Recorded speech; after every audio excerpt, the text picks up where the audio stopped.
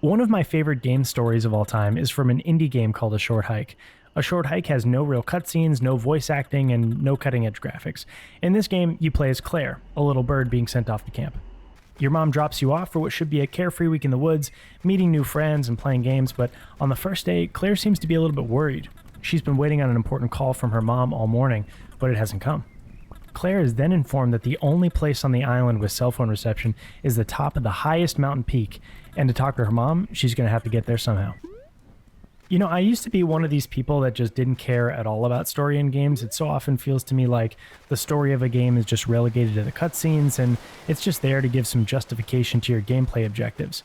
Oh no, you gotta save the guy trapped in an enemy camp, he's got the secret formula, blah blah blah. You guys know the kind of games I'm talking about, but lately, I've been learning just how ignorant I was about story in games and what elements are needed to get people emotionally invested in something. In A Short Hike, the story feels different right away and starts to get you curious and interested in helping Claire within just a few dialogue lines. On the surface, the main quest of the game is no different than any other collection quest. You gotta collect feathers to reach the top of the mountain, but A Short Hike is doing something that the others aren't. Please welcome the Emmy Award-winning and Tony nervous. I don't know why I'm creators nervous. of South Park, Matt Stone and Trey Parker. You think I'm kidding, right? Hey!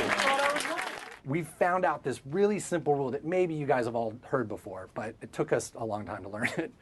But we can take these beats, which are basically the beats of your outline, and if the words "and then" belong between those beats, you're f***ed, basically. You got something pretty boring.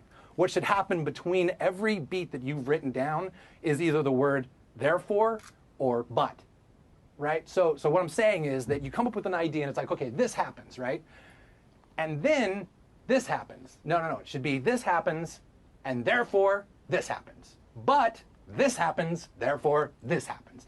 And there's so many scripts we read from new writers and things that we see. God, I see movies. And you see movies that you're just watching. It's like this happened, and then this happens, and then this happens. That's when you're in a movie, just going, "What the f am I watching this movie for?" Just like this happened, and then this happened, and this happened. That's not a movie, you know. That's not a story. Like Trey said, it's those two, but because therefore, that gives you the causation between each beat, and that makes that's a story. Yeah. To me, this is just one of those diamond in the rough YouTube clips that when you see it, it feels like you just got years of education in a subject for free. The way Trey Parker and Matt Stone are explaining things here, suddenly it kind of makes sense to me why the fetch quests in typical RPGs are so unsatisfying. It explains why so many campaigns have me skipping cutscenes when I get halfway through the game. Even people who play a lot of games and have a great critical eye often attribute bad storytelling to the acting, the believability of the characters, or even the facial animations.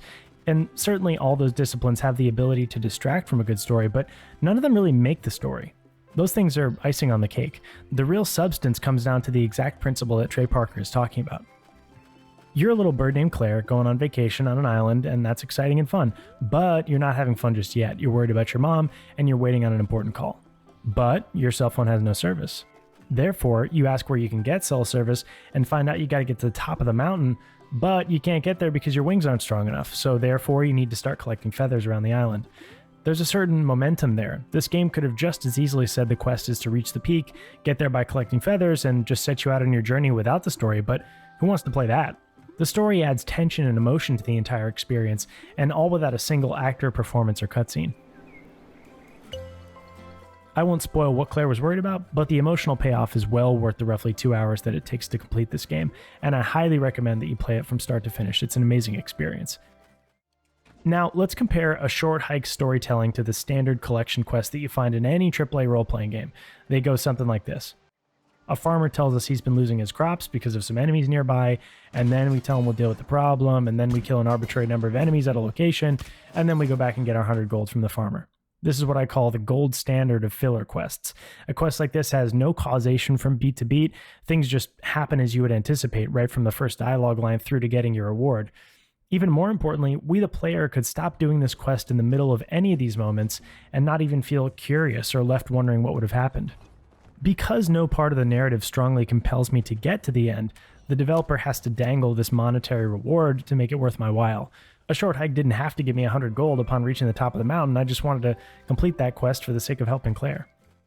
Now, I get it. I'm a sound designer, not a writer, so I'm not really qualified to be teaching storytelling, and the writers watching me are no doubt bored to tears as I explain learning one of the most basic elements of good storytelling. But recently, I've been thinking a lot about how this concept applies to sound design.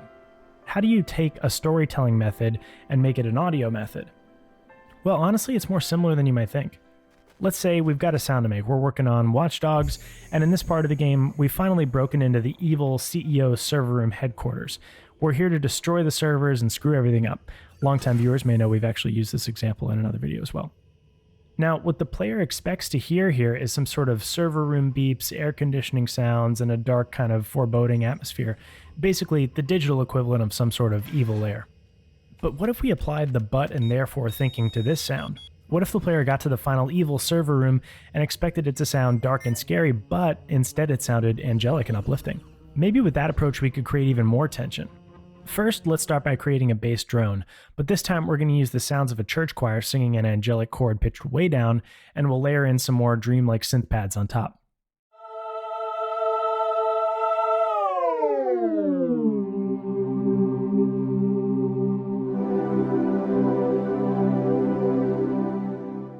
We're also going to put the synth pads through Wolf Compressor, which is a warm, vintage-sounding compressor from Goodhertz, to give it some subtle vibrato and saturation.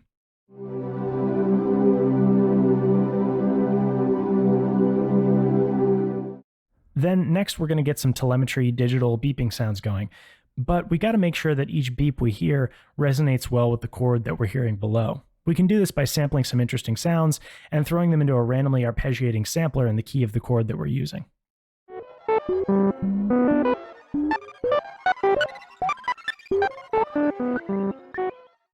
Let's also throw a limiter on to make sure things sound nice and uniform. This one's called Pro L2 from FabFilter. You all certainly do not need to use these specific plugins to achieve great results, but I personally can't get enough of Pro L2 and the Goodhertz Wolf Compressor. They've easily worked their way into my daily rotation. FabFilter and Goodhertz were kind enough to send me these plugins to try out, and I highly recommend that if you're looking to upgrade some of your basics, EQ, compression, limiting saturation, that you check out these companies, because I genuinely think they're both doing some of the most amazing plugin work in the industry right now. But back to our design. Okay, so now we've got the telemetry layer sounding good.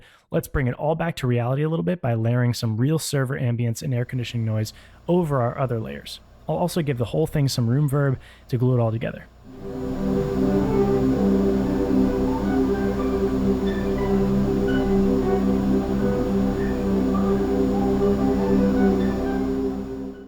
See, I think this kind of design, while of course it's not accurate to a real server room at all, is more interesting to the hypothetical story that we've got here. I like small exercises like this because they're a good reminder that we don't have to approach a sound exactly the way the player would expect us to. The player expects this, but I'm going to give them something more interesting, just as a good story should be doing with its major beats. This whole thing reminded me of the Institute in Fallout 4. The entire game, you spend barely scraping by in this dusty, irradiated wasteland, but then you finally reach the Institute, which is a place that's supposed to be the most evil and secretive in the game, and you're greeted with pristine, beautiful, clean hallways and foliage. The same concept works here. You know, I've got to admit that even with all this said, I still feel like a critic of story-driven games at heart. While good voice acting, captured performances, writing, and graphics aren't necessary to telling a great story, in my opinion, each one certainly has the potential to pull you out of a good story. It seems to me sometimes like the higher the budget, the more action, the longer a campaign of a crazy AAA game, the bigger chance the story has to really fall flat. And maybe that's why I've gravitated so much more towards the countless amazing indie titles that don't bite off more than they can chew. I mean, was the God of War Ragnarok story good? Yeah, it had everything, interesting characters, plot twists, amazing acting, but I never cried. And I don't know if I can say the same about when I flapped my wings up to the top of this mountain. A tear may have been shed. Thanks for watching, guys. I'll see you soon.